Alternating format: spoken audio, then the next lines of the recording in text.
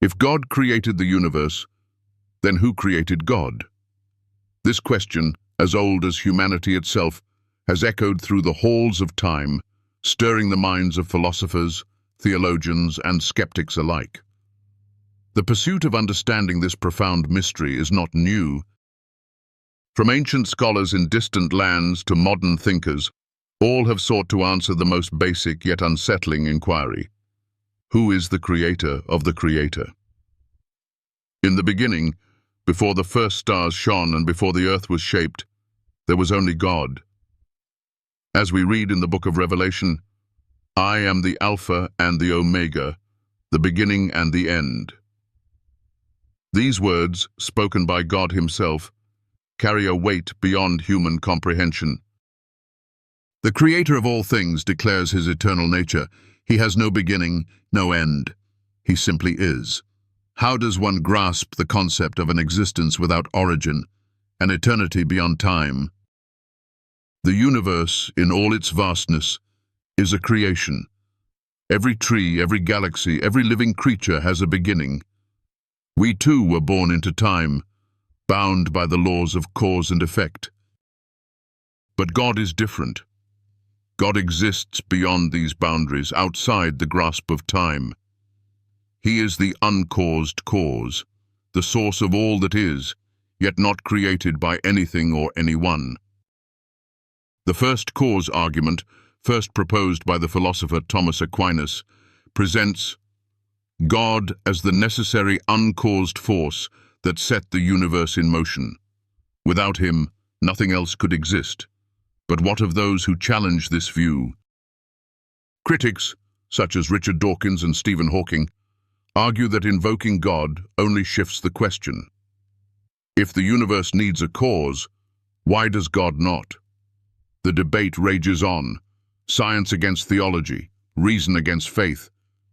But the question remains, how can we reconcile a universe with a beginning and a God who stands outside of it, unbound by the constraints of creation? The Bible speaks boldly to this mystery. In Exodus, when Moses asks for God's name, the response is clear. I am who I am. God defines himself by his self-existence. He needs no creator because he is the very definition of existence itself.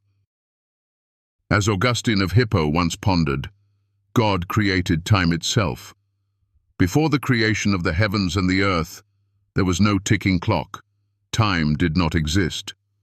God, in his eternal nature, stands outside of time, the ultimate author of the universe, and the very concept of time.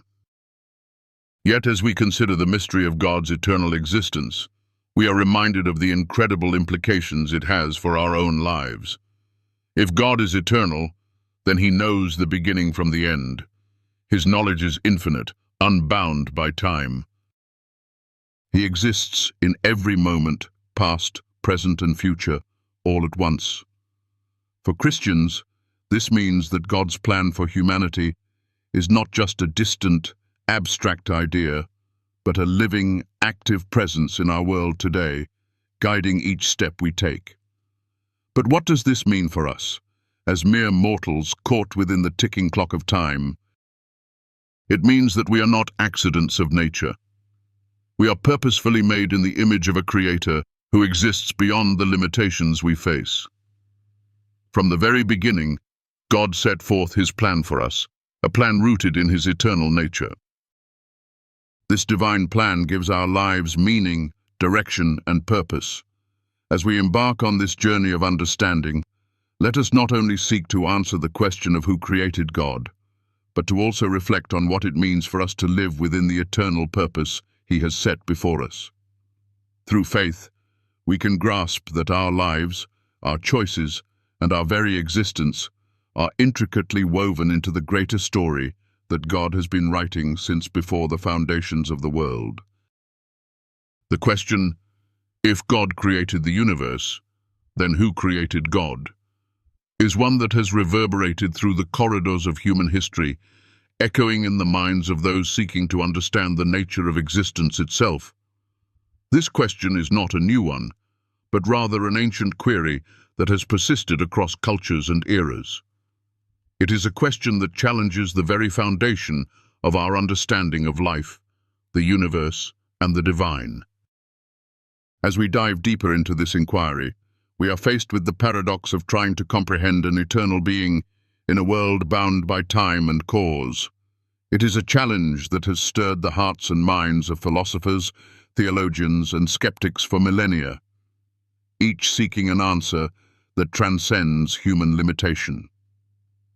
In ancient times, long before the modern debates about God's existence, philosophers and thinkers like Aristotle were already grappling with the question of the origin of the world and the necessity of a first cause. Aristotle, in his profound work, introduced the concept of the unmoved mover. He suggested that for everything in the universe that is in motion, there must be something that set it in motion, something that itself is not moved by anything else, an eternal, uncaused cause. Aristotle's unmoved mover was not the God of Christianity, but his idea laid the groundwork for later theological explorations. It suggested that the universe could not have begun without something that itself was not caused, something that had no beginning and would have no end. The very notion of a first cause, something that exists outside the chain of causes, is a concept that many will recognize as pivotal in Christian theology.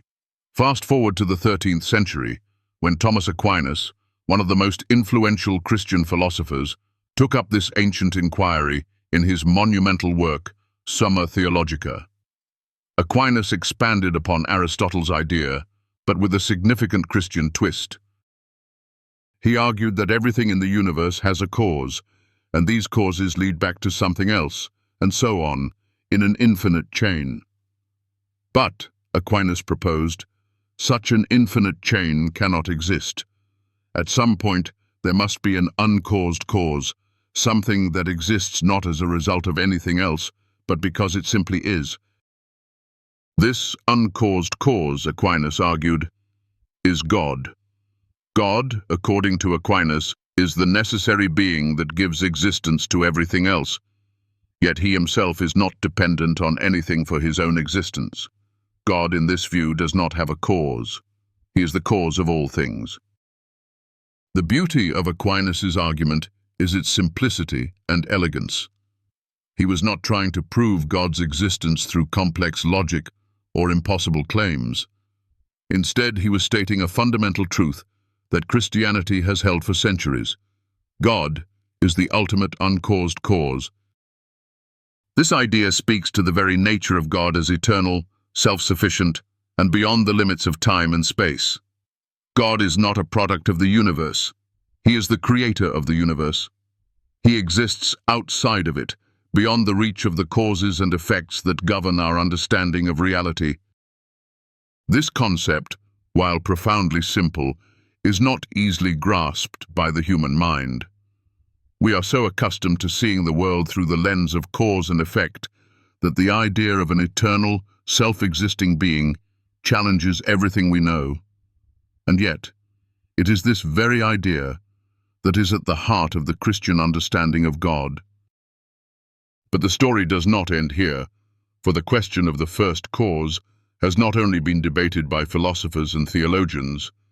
In modern times, thinkers like Richard Dawkins and Stephen Hawking have revived this debate, challenging the traditional Christian view of God as the first cause. In his book, The God Delusion, Dawkins argues that invoking God as the cause of the universe merely kicks the question up a level. If God created the universe, then who created God? Dawkins claims that this is a convenient way of avoiding the real question, and that the universe itself may have arisen without a creator, possibly through natural processes or even out of nothing. Stephen Hawking, too, contributed to this debate in his book, The Grand Design, where he suggested that the universe may have created itself from nothing. According to Hawking, the laws of physics, particularly the law of gravity, could allow for the spontaneous creation of the universe. In this view, God is unnecessary to explain the origins of the universe. Instead, the universe can be explained purely by the laws of nature, which themselves have no need for a creator. While these modern critiques are powerful and thought-provoking, they do not diminish the central claim of Christian theology. The idea of God as the first cause remains deeply rooted in the tradition, offering an answer to the deepest mysteries of existence. The Bible itself addresses this idea of God's eternal nature. In the book of Exodus, when Moses asked God for his name, God responded with a profound statement, "I am who I am." This declaration speaks to the self-sufficiency of God. He exists not because of anything or anyone else. He simply exists. God is the very definition of existence itself. His existence is not contingent upon anything else. He is the source of all life, and everything in the universe is dependent on him, but he is not dependent on anything. This idea of God's self-existence is foundational to understanding the nature of God in Christianity. God is not just the creator of the universe, he is the creator of time, space, and everything that exists. Augustine of Hippo, a Christian philosopher in the 4th century, famously argued that God created time itself. Before God spoke the world into existence, there was no time. Time itself began with the act of creation. This concept of God as the creator of time challenges the very framework in which we understand the world. While we live our lives bound by the ticking of the clock, God exists outside of time. He is not affected by time, he does not age or change, he is eternal, and his existence is not measured by the clock. As we consider these profound theological concepts, we are faced with a deeper understanding of God's eternal nature. If God is truly the first cause, then he must exist outside of time and space. He cannot be measured by the same standards that we apply to the created world. His existence is not a result of anything else, and he does not rely on anything for his being. This realization challenges our understanding of reality. We are so accustomed to seeing everything in terms of cause and effect, of beginnings and endings, that the idea of an eternal God, one who has no beginning or end, seems almost unfathomable. Yet, it is this very idea that lies at the heart of Christian faith. God is eternal, self-existent, and beyond the constraints of the created world. The lesson here is profound. As humans, we are bound by time and space. We are born, we live, and we die. We experience life in linear terms, moving from one moment to the next, always looking to the future and reflecting on the past. But God's eternal nature invites us to step outside of this temporal framework and recognize that he exists in a way that is beyond our comprehension. This is not just a theological idea. It has deep implications for how we view our own existence. If God is the first cause, then everything in our lives has meaning and purpose. Our lives are not random events that occur by chance, but part of a larger, divine plan that transcends time and space. As we continue to explore the mystery of God's eternal nature, we are invited to reflect on our own place in the universe. We are not mere accidents of nature. We are purposefully created in the image of God, who exists beyond time and space. Our lives have meaning because they are connected to the eternal Creator. This connection to God, the first cause, is what gives our lives direction and purpose. It is a reminder that, despite the challenges we face, we are part of a divine plan that has been in motion since the beginning of time. As we move forward in this exploration, let us remember that the question of who created God is not just a theoretical debate. It is a question that touches the very core of who we are and what we believe. It is a question that forces us to confront the mystery of the universe and our place within it. The answer to this question may never be fully grasped by our finite minds, But it is a question that calls us to look beyond ourselves and to recognize the eternal nature of the Creator who set all things into motion. And so, as we ponder this mystery, let us remember the words of the psalmist. Before the mountains were born, or you brought forth the earth and the world, from everlasting to everlasting, you are God. Psalm 90:2. God is eternal, and in his eternal nature, he holds the universe in his hands, guiding it with wisdom and love from the beginning to the end of time. As we dive deeper into the age-old question of God's origin, we encounter challenges from some of the brightest minds in modern science. Richard Dawkins, an outspoken critic of religion, raised the same question that has been a source of tension for centuries. If God created the universe, then who created God?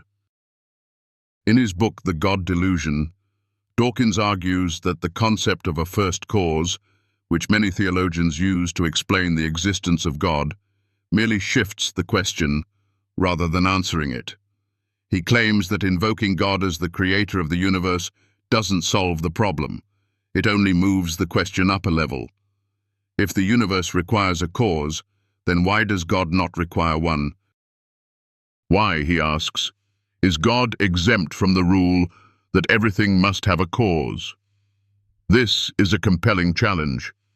Dawkins' reasoning is rooted in the belief that the universe, like everything else, must have had a beginning, and thus, logically, a cause. He suggests that the idea of an uncaused cause, something that exists without a creator, is an unnecessary leap in reasoning, one that avoids confronting the true nature of existence. Dawkins insists that if we accept the idea of an uncaused God, we must then also accept an uncaused universe, which for him presents an even greater paradox. If everything requires a cause, then why not the universe itself? Stephen Hawking, another prominent figure in modern science, contributed to this debate with his own views on the origins of the universe. In The Grand Design, Hawking proposed that the universe could have come into existence without the need for a divine creator. He argued that the laws of physics, particularly the law of gravity, could explain the universe's creation from nothing. For Hawking, the concept of a godless universe is not just a theoretical possibility, but a scientifically grounded idea. He suggests that the universe, through the natural processes governed by these laws, could have spontaneously created itself. Hawking's theory is revolutionary, challenging the traditional view that a creator must be behind the universe's origin. In his view, the universe is self-contained, operating by its own rules, without the need for an external force or divine intervention. This view aligns with the broader scientific understanding of the cosmos, where the laws of nature dictate the behavior of everything within the universe, from the smallest particles to the largest galaxies. If these laws are sufficient to explain the birth of the universe, then, for Hawking, the idea of a creator is redundant.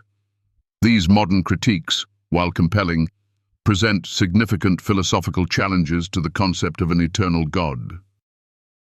However, they also raise deeper questions about the very nature of existence and what it means to be eternal. If we reject the need for a creator, we must then come to terms with the mystery of how something, anything, can exist without a cause. In the realm of science, this is the great unknown, the boundary where the known laws of nature break down. Despite these challenges, the Christian perspective offers a radically different answer. The Bible presents a God who exists outside the limitations of time and space, an eternal being who is not bound by the rules of cause and effect that govern everything else in creation. God is not merely a first cause in the sense of a chain of events. He is the creator of time itself. He is not subject to the constraints of the universe. He is the one who established the laws of nature. This concept of God as eternal and beyond time is beautifully encapsulated in the words of the Bible. In Revelation 22:13, God declares, "I am the Alpha and the Omega, the first and the last, the beginning and the end." These words convey a profound truth. God is not simply the first cause, He is the cause of all that is, and He exists outside the temporal flow that defines all things created. God is not subject to time. He exists in every moment, past, present, and future, simultaneously. In Exodus 3:14, God reveals His eternal nature when He speaks to Moses from the burning bush, saying, "I am who I am." This statement is not just a declaration of identity, but a profound assertion of self-existence. God is the source of all being. He does not rely on anything else for His existence. He simply is. Unlike everything else in the universe, God does not have a beginning or an end. He exists beyond the boundaries of time and space. He is not a product of the universe. He is the creator of it. This understanding of God's existence is fundamentally different from the scientific view of a self-created universe. For science, existence begins with the Big Bang, and the laws of physics provide a framework for understanding how the universe came to be. But for Christianity, God exists outside of time and space. He created time and space. He is not bound by the laws of physics. He is the one who established them. In Christian theology, God is not a part of the universe. He is the one who set it into motion. He is not an event in time. He is the eternal, timeless being who transcends all of creation. This eternal nature of God offers a unique perspective on existence itself. If God exists outside of time, then His knowledge is not limited by time. He is not constrained by the linear progression of events. He sees the end from the beginning, and everything that happens in time is present to Him in a single, eternal moment. This is the foundation of God's omniscience, His ability to know all things past, present, and future, because He is not bound by the limitations of time. He sees the entire scope of history as one continuous moment. This concept is both humbling and awe-inspiring. It challenges our human understanding of existence. We are accustomed to thinking of life in terms of beginnings and endings, of cause and effect. But God, who exists beyond time, offers us a glimpse of a reality that is not confined by these limitations. His eternal nature assures us that He is not subject to the fleeting moments of our lives.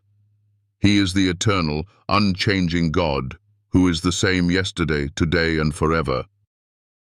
The realization that God exists outside of time and space has profound implications for our lives.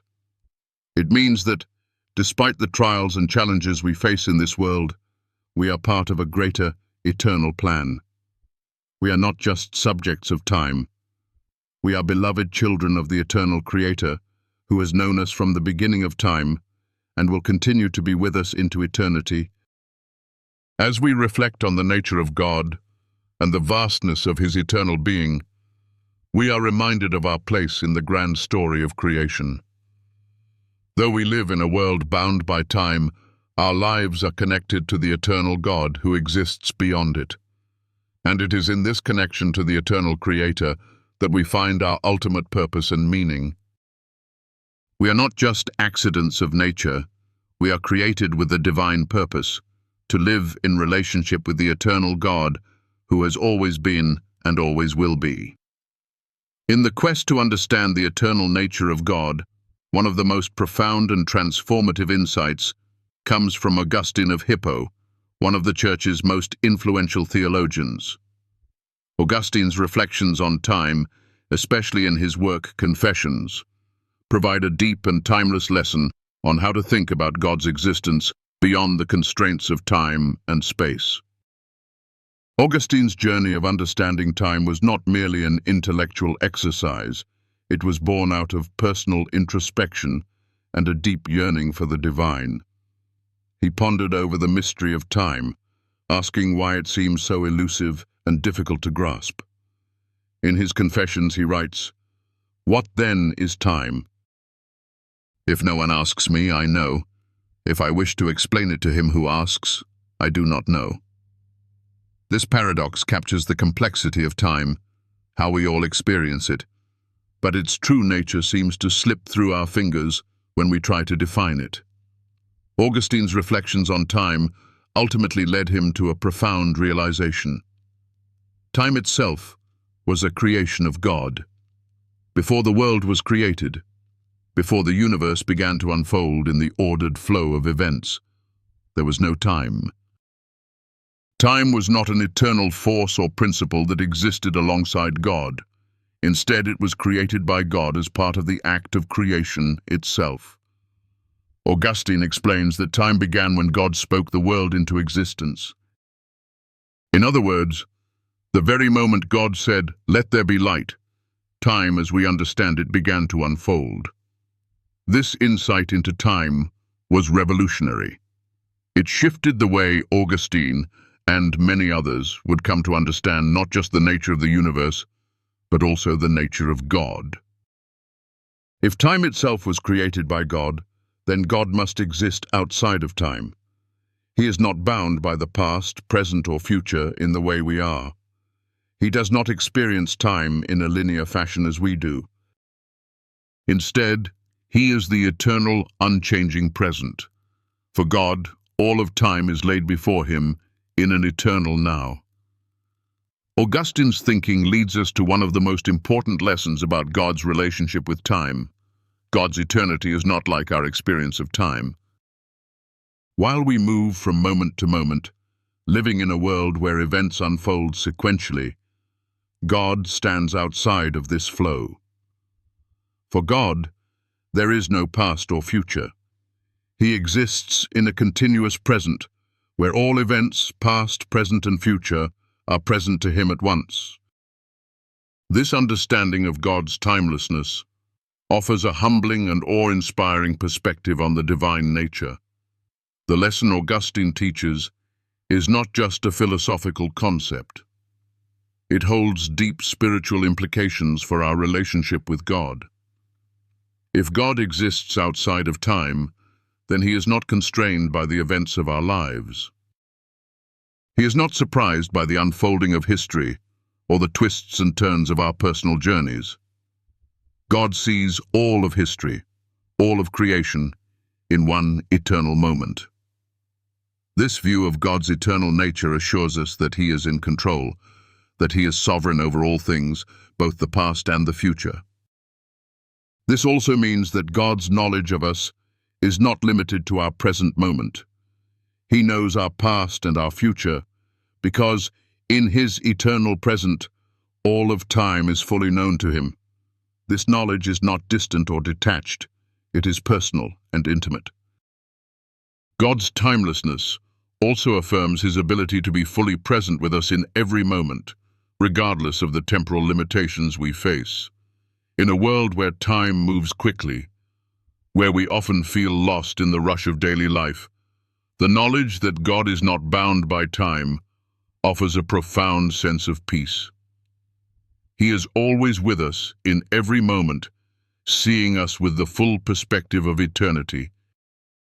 Augustine's thoughts on time challenge us to rethink how we live in relation to time. We are often obsessed with time, measuring it, racing against it, fearing its passing.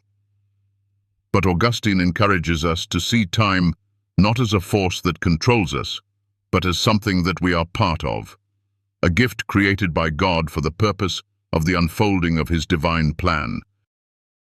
Time, as we experience it, is part of God's creation, and it moves in the way it does because of his will.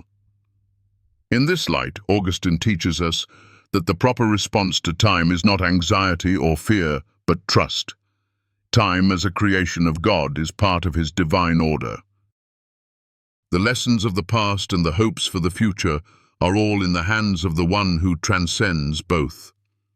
And so, rather than worrying about what lies ahead or regretting what has passed, we are invited to live with a sense of peace, knowing that God, in his eternal present, holds all of time in his hands.